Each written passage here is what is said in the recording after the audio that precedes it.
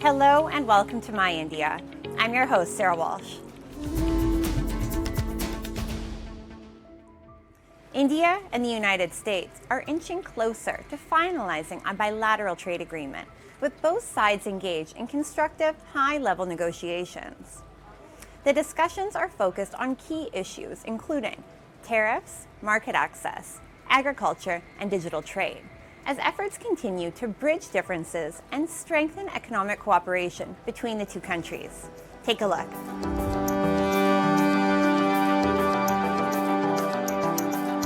The India-US economic partnership is entering a new phase of growth and cooperation. Against the backdrop of shifting global supply chains, U.S. Trade Representative Ambassador Jameson Greer visited New Delhi for key talks with Commerce and Industry Minister Piyush Goyal. Discussions focused on advancing the proposed bilateral trade agreement and an interim pact covering trade, digital economy, manufacturing, and supply chain resilience. The engagement built on recent high-level political momentum to deepen economic and strategic ties. President Trump and Prime Minister Modi have an amazing relationship. They've nurtured it over many years. Just last week, they met at G7 in Evian, France, and I was there, and they agreed to take the relationship to the next level. This includes the trade deal that we're working on, but it includes every aspect of the relationship, and we expect the relationship to continue developing and only going to a higher and higher level with every passing week.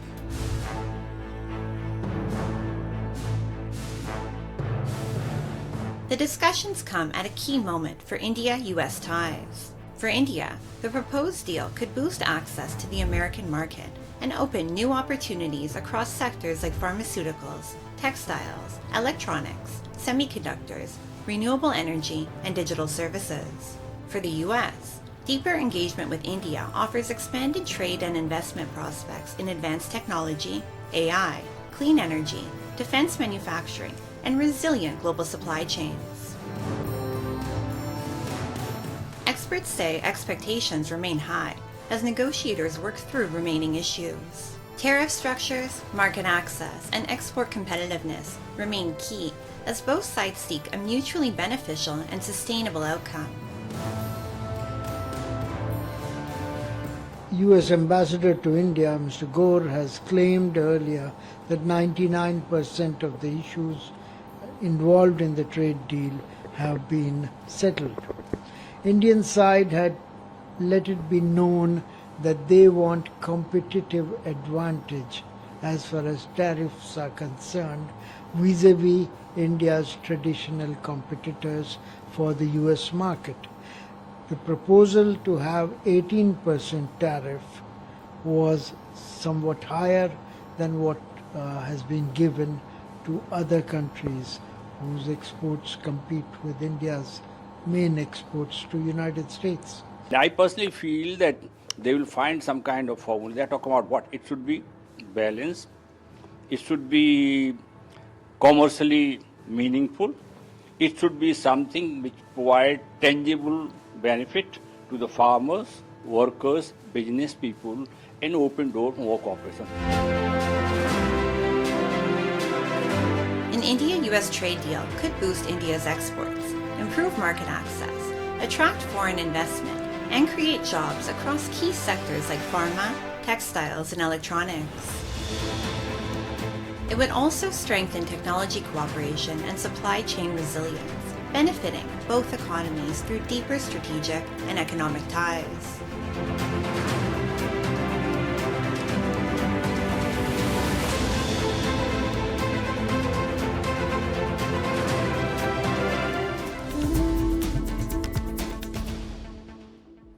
Nature has gifted us powerful protectors, and mangroves are among the most vital. They shield coastlines from storms and erosion while nurturing rich marine biodiversity. Across India, efforts are growing to conserve and expand these coastal forests as communities come together to protect these green guardians of the sea.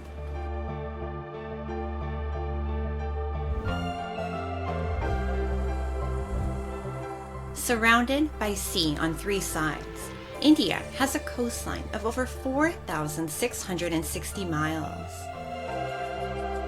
In this vast coastal landscape, mangroves play a vital role, acting as natural shields against storms and erosion while supporting rich marine biodiversity. Across the country, large-scale conservation and plantation efforts are underway. Gujarat stands out as a key example where extensive mangrove restoration has been carried out in recent years. Today, nearly 1/4 of India's mangrove cover is in the state, with major plantation and revival drives transforming areas like Dolera into thriving green coastal belts.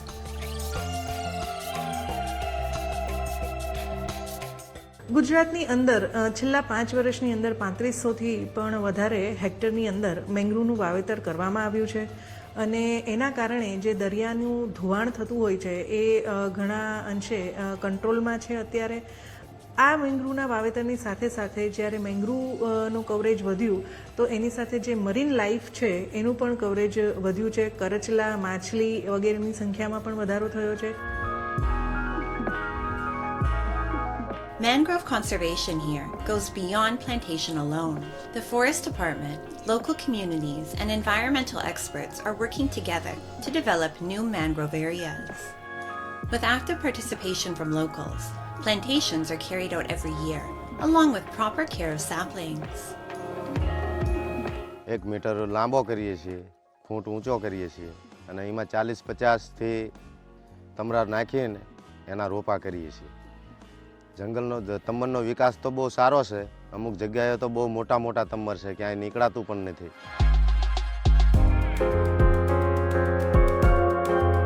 Mangrove conservation is not just about planting new trees. It is also about protecting what already exists. In Mumbai, rapid urbanization and plastic waste are putting pressure on fragile mangrove ecosystems. To respond, citizens in Navi Mumbai have launched a unique weekly initiative, stepping into mangrove zones to lead regular cleanup drives and protect these vital coastal forests. मुझे लगता है कि जब हम पूरे हफ्ते ऐसा काम करते हैं and we are just busy, हम अपने लाइफ्स में बहुत बिजी है, एंड जब संडे को आके हम जब ये काम करते हैं फॉर द नेचर, मतलब नेचर के लिए, मैंग्रोव्स के लिए, ये हमारे लिए ही है एक तरफ से और आगे के जनरेशन्स के लिए है. तो जब हम आके ये सब चीज़ें करते हैं तो एक अंदर से खुशी होती है कि हम एक अपने तरफ से कंट्रीब्यूशन कर रहे हैं. बस वही एक मोटिवेशन है. Another key feature of this initiative is the strong collaboration between citizens and the administration. Every week, students, teachers, professionals, and senior citizens come together for cleanup drives in mangrove areas. They dedicate a few hours to removing plastic waste trapped in the roots, working collectively to restore and protect these vital ecosystems for future generations. अपने बच्चों को पढ़ाती हूँ तो मुझे वो अपना future नज़र आता है कि ये हमारे देश का फ्यूचर है, एंड उनके लिए मैं अगर थोड़ा सा कुछ कर पाऊँ, थोड़ा सफाई कर पाऊँ, उनके लिए एक बेटर दुनिया, थोड़ा अपना कंट्रीब्यूशन दे पाऊँ, वो मुझे एक बहुत इंस्पायरिंग थॉट लगता है. नेक्स्ट जनरेशन के लिए मेरा यही है, यही मैसेज है कि ये दुनिया तुम्हारी है. हम तो अब इतने बड़े हो गए हैं, आपकी दुनिया है, आपको ये संभालना है. While new mangroves are being planted in some regions, centuries-old ecosystems are being restored in others. These efforts show that protecting nature does not always require large-scale projects. Consistent, small actions can also create powerful and lasting change.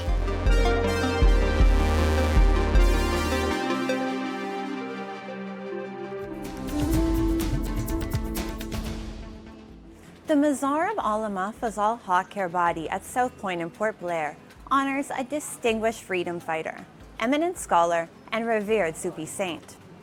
Exiled to the Andaman Islands for his role in the First War of Independence, his legacy continues to inspire generations.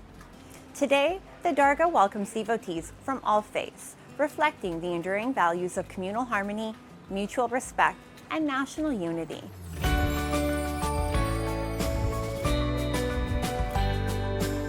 Nestled amid the scenic coastline of Port Blair, the capital of the Andaman and Nicobar Islands, lies a place that quietly narrates one of India's most enduring stories of shared faith, mutual respect, and unity.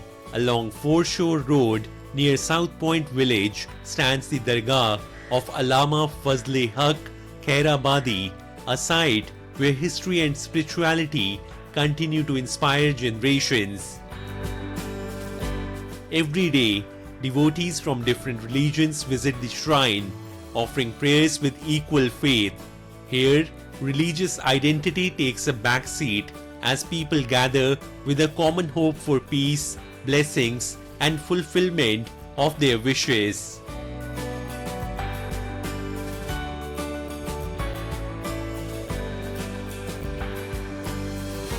सब public आते हैं, इनका बहुत पुराना है, 1857 का है, इसलिए सब उनको मानते हैं, सारे जात वाले मानते हैं।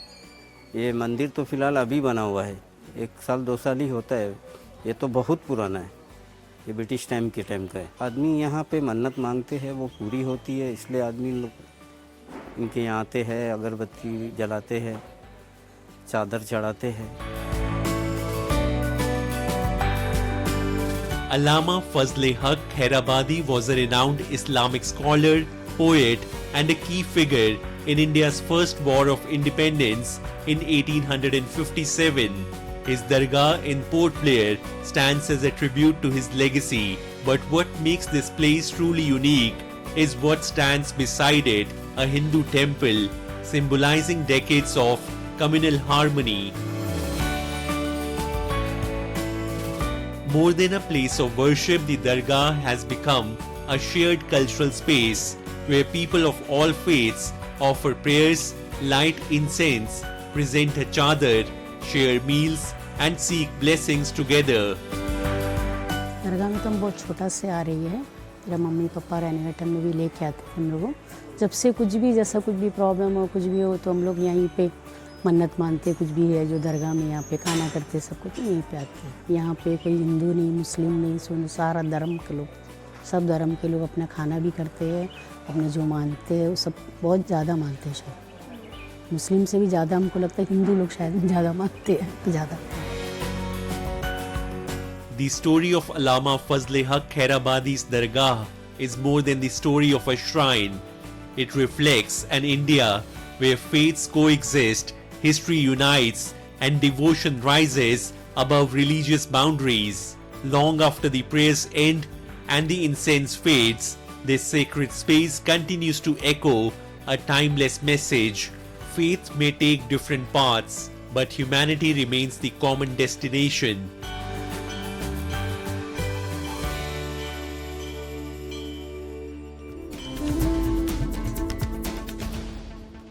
Now, let's delve into World in Focus, featuring the latest global developments and events shaping our world.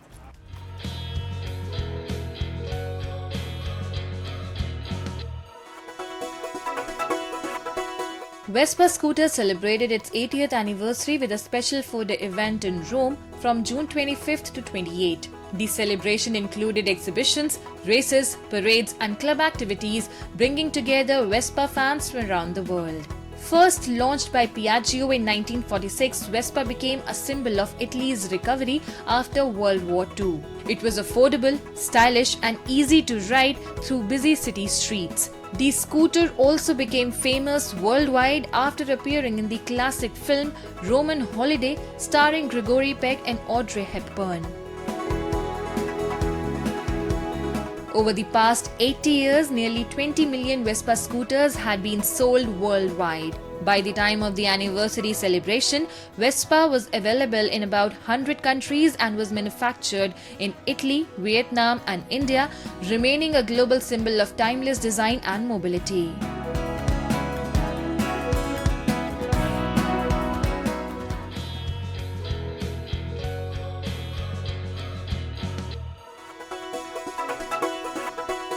A heat wave affected many parts of Europe, bringing unusually high temperatures for June. In Brussels, tourists tried to stay cool while visiting popular attractions such as the Atomium. Many people drank tap water, wore light clothing, and walked in shaded areas to avoid the intense heat. According to climate data, Europe recorded an average high temperature of 24 degrees Celsius, about 4.1 degrees above the normal average for that time of year. This made Europe the continent experiencing the biggest temperature rise compared with the historical records. Brussels recorded temperatures as high as 37 degrees Celsius. The hot weather raised concerns about public health, comfort, and the impact of extreme heat across the region.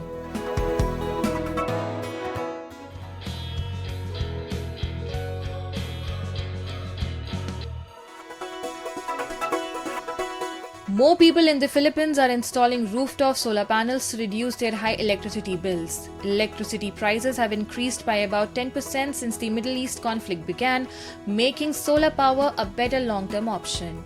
Many families are choosing to invest in solar systems despite the high initial cost. One homeowner spent 570,000 pesos on a rooftop system to lower future power expenses.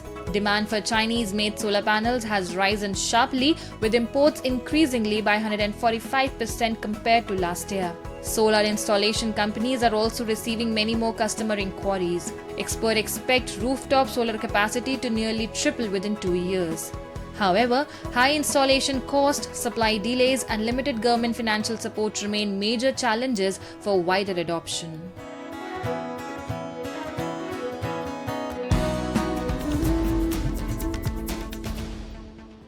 India is fast emerging as a global chess powerhouse. From producing world champions and grandmasters to nurturing a new generation of prodigies, the country is witnessing a remarkable chess revolution. At the heart of this transformation is Chennai, the city that gave India its first world chess champion and continues to shape the champions of tomorrow. So, what makes Chennai the new chess capital? Let's find out.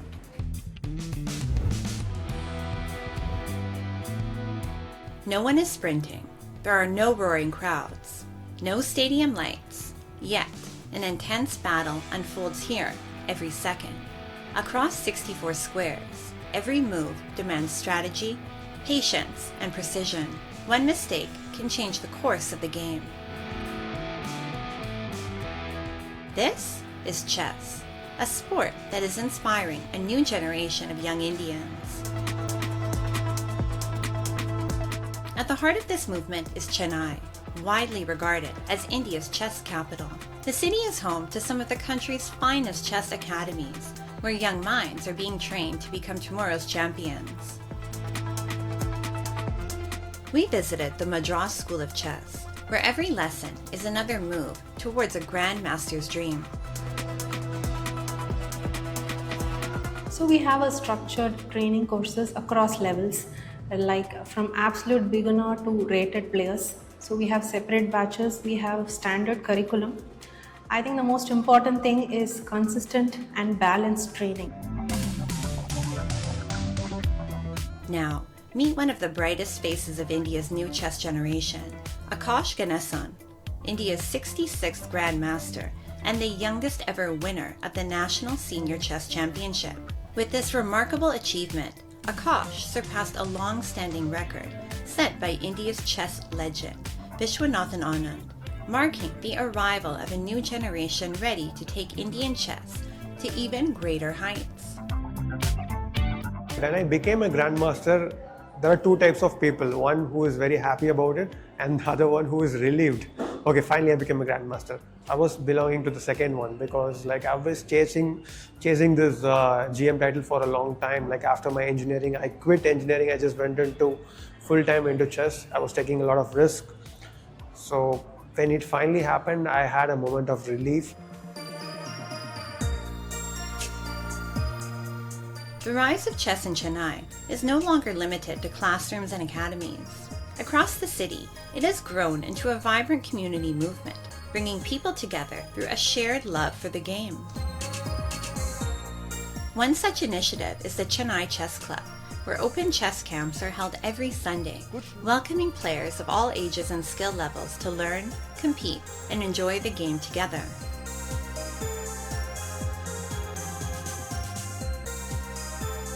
We wanted to bring in all age groups, all skill level, women of even 60 plus who wanted to play chess. This is when we started Chennai Chess Club. So this is chess is for all. Chess is for everyone. So let them all come in, have fun. So that is when we started the Sunday meetups.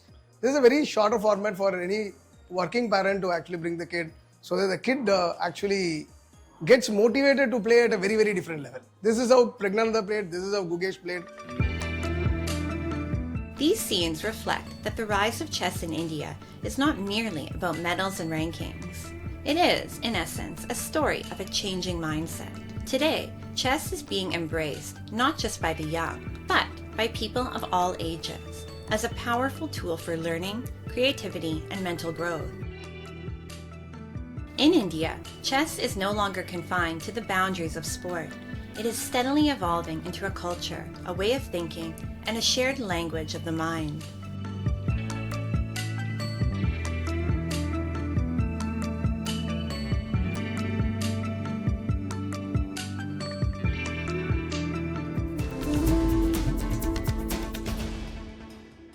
Change rarely comes with noise.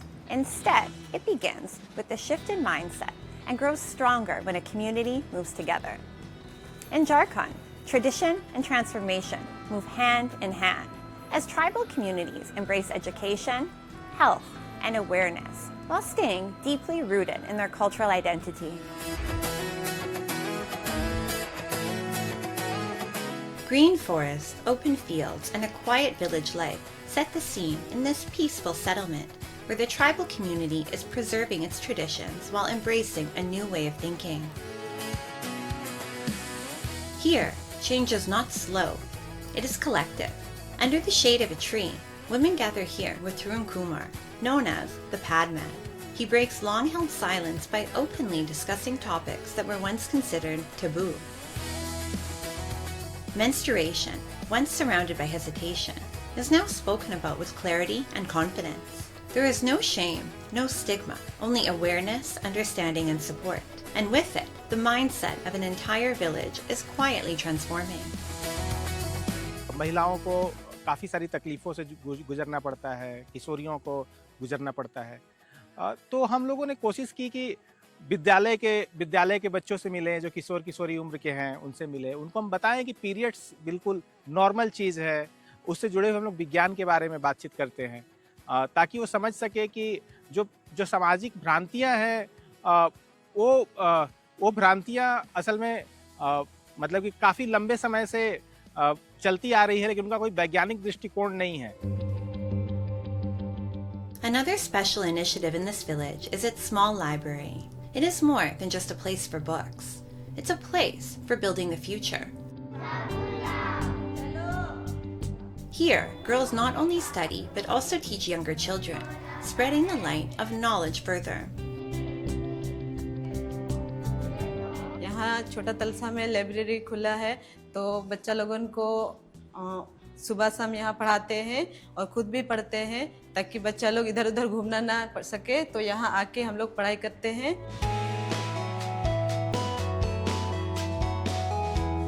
Whenever something good happens in this village, a tree is planted along with it. Development here is not just for today, it is for future generations. Tree plantation has become a living tradition, protecting the environment while also nurturing awareness and a sense of responsibility among the people.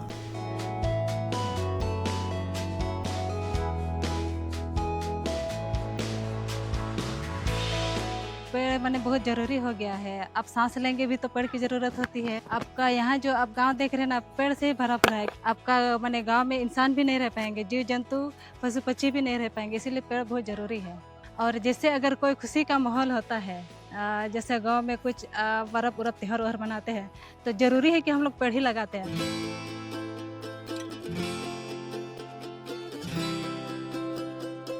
This village has a large number of sal trees, which have become a source of livelihood for women. Using the leaves, they make plates and bowls, turning simple natural resources into self-reliance. No big machines, no large setups, just skill, hard work, and determination. हम लोग जो ये पत्ता से बनाते हैं, पत्ता, plate, ये इतना छोटा छोटा ये वाला डोला सब, तो ये वाला अपने परंपरा स्तर से हम लोग यूज करते हैं। और बिक्री भी करते हैं। Simplicity defines these villages, yet their thinking is deeply forward-looking. While preserving their identity and traditions, they continue to move ahead with quiet confidence. Here, change is not for display and is a way of life, and every small step becomes the beginning of a larger transformation.